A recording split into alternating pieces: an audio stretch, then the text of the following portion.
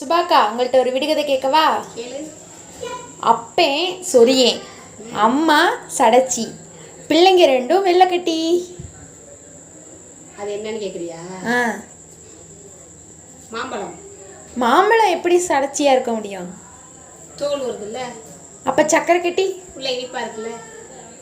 அப்ப சொரியே சொறி பிடிச்ச மாம்பழம். சொறி பிடிச்ச மாம்பழம்லாம் இருக்காதே. நல்லா யோசிங்க, நம்ம சாப்பிட்ற ஒரு பொருள். பைனாப்பிள். தப்பு.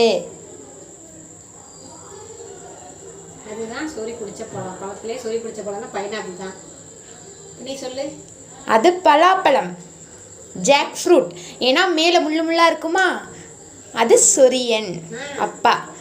உள்ள சடைச்சடையாக இருக்குமா, அது அம்மா. உள்ள சக்கரை கட்டி மாதிரி பலாப்பழம் இருக்குமா, அது குழந்தைங்க.